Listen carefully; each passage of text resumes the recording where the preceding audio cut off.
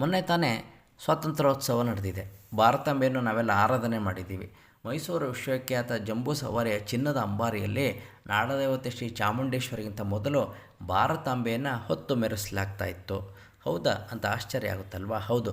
1970 ಸಮಯದಲ್ಲಿ ಮೈಸೂರು ಮಹಾರಾಜರಾದ ಶ್ರೀ ಜಯಚಾಮರಾಜೇಂದ್ರ ಒಡೆಯರ್ ಅವರು ಕೆಲವು ಕಾರಣಗಳಿಂದ ಇನ್ಮುಂದೆ ಅಂಬಾರಿ ಮೇಲೆ ಕೂರಲ್ಲ ಅಂತ ತೀರ್ಮಾನ ಮಾಡ್ತಾರೆ. ಆಗ ಗೊಂದಲ ಉಂಟಾಗುತ್ತೆ. ಆಗ ಸರ್ಕಾರದವರು ವಿಶ್ವವಿಖ್ಯಾತ ಜಂಬೂ ಸವಾರಿನ ನಿಲ್ಲಿಸಬಾರ್ದು ಅಂತ ಯೋಚನೆ ಮಾಡಿ 1971ನೇ ಇಸ್ವಿನಲ್ಲಿ ಮರದ ಅಂಬಾರಿನಲ್ಲಿ ಭವ್ಯವಾದ ಭಾರತಾಂಬೆಯ ಮೂರ್ತಿಯನ್ನು ಕೂರಿಸಿ ಮೆರವಣಿಗೆ ಮಾಡ್ತಾರೆ.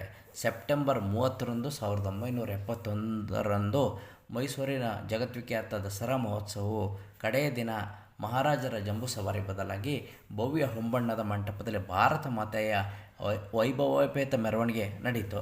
ದಸರಾ ಮೆರವಣಿಗೆಯು ತಾಳಿತು. ಅದನ್ನು 6 ಲಕ್ಷ ಜನ ವೀಕ್ಷಣೆ ಮಾಡಿದ್ರು, ಸಂತೋಷ ವ್ಯಕ್ತಪಡಿಸಿದ್ರು, ಭಾರತ ಮಾತಾ ಕಿ ಜೈ ಎಂಬ ಉದ್ಗಾರಗಳನ್ನು ಕೂಗಿದ್ರು. ಈ ಮೆರವಣಿಗೆಗೆ ಪ್ರಕೃತಿ ಮಾತೆಯ ಸಹಾಯ ಕೂಡ ಇತ್ತು. ಮೆರವಣಿಗೆಯ ಮೊದಲು ಸ್ವಲ್ಪ ಮಳೆ ಬರೋ ಥರ ಇದ್ದರೂ ನಂತರ ಮಳೆ ನಿಂತಿತು. ಮೆರವಣಿಗೆ ಸಂಜೆ 5:25ಕ್ಕೆ ಮೈಸೂರಿನ ಮಹಾರಾಜ ಕಾಲೇಜು ಮೈದಾನದ ಹೊರಟಿತು. ಆಗ 21 ಕುಶಾಲ ತೋಪುಗಳು ಹಾರಿದವು. ರಾಜೇಂದ್ರ ಎಂಬ ಅಂಬಾರಿ ಆನೆಯ ಮೇಲೆ ಭಾರತ ಮಾತೆಯ ದಿವ್ಯ ಮೂರ್ತಿಯು ನಿಂತಿತು. ಪೊಲೀಸ್ ಬ್ಯಾಂಡಿನವರು ರಾಷ್ಟ್ರಗೀತೆಯನ್ನು ಬಾರಿಸಿದರು. ಅಂಬಾರಿ ಆನೆಯು ಸೊಂಡಿಲನ್ನು ಎತ್ತಿ ಸಲಾಂ ಮಾಡಿತು. ಮೆರವಣಿಗೆಯಲ್ಲಿ ಬ್ಯಾಂಡು, NCC ಭಾಗದ ಸೇವಾದಳ, ವಾದ್ಯಗಾರರು, ಕೀಲು ಕುದುರೆ ಮುಂತಾದವು ಇದ್ದವು.